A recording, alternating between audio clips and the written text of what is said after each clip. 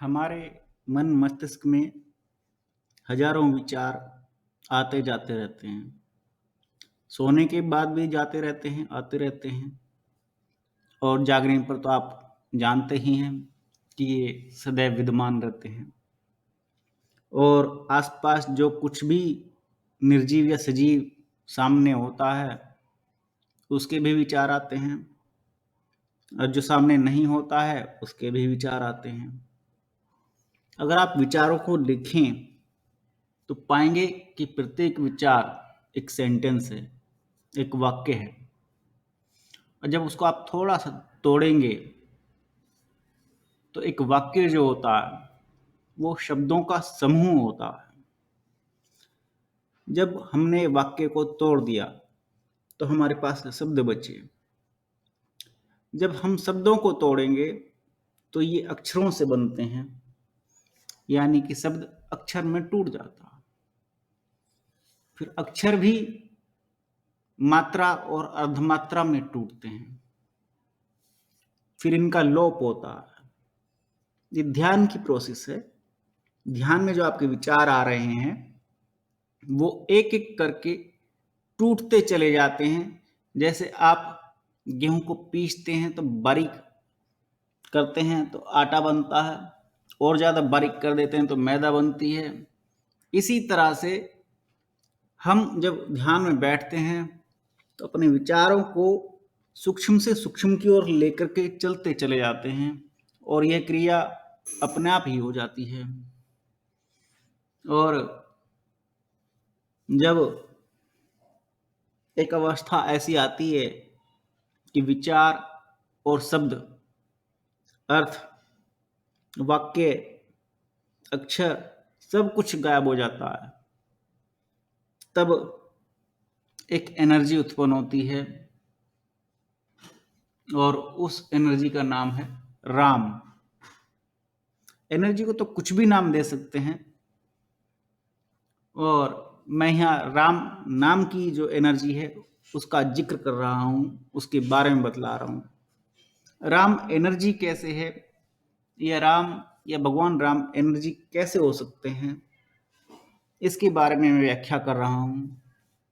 लोग राम शब्द का अर्थ नहीं बता पाते। राम शब्द का अर्थ है, इसको उल्टे तरीके से समझिए। डायरेक्ट वे में तो मैं कह ही चुका हूं कि एनर्जी है। जब आप कोई सेंटेंस लिखते हैं तो आप बाद में फुल स्टॉप लगा देते हैं जब सेंटेंस पूरा हो जाता है। इसी फुल स्टॉप को हिंदी में पूर्ण विराम बोलते हैं, कि वाक्य पूरा हो गया, अब पूर्ण विराम कर दीजिए, यानी कि यहां बात पूरी हो गई। पूर्ण विराम में से पूर्ण हटा दीजिए तो विराम बचता है। विराम शब्द को तोड़ते हैं तो वी अक्षर जो है राम शब्द के साथ प्रीफिक्स के रूप में जुड़ा हुआ है।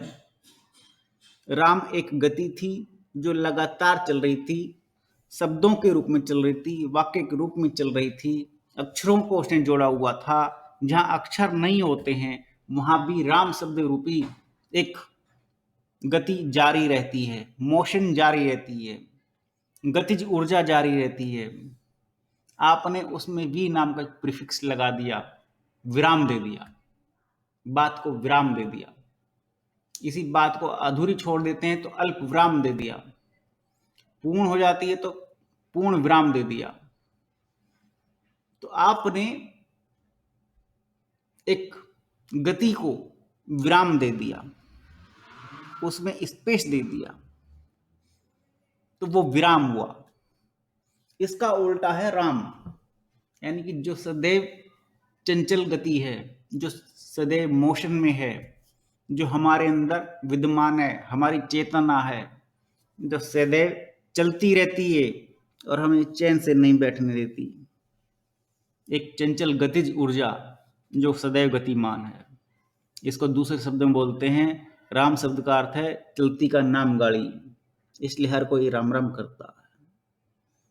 और राम राम जपने से यदि मानसिक उच्चारण करेंगे तब भी आपके मन में ध्यान की प्रक्रिया मानसिक रूप में स्वतः ही घटनी शुरू हो जाएगी।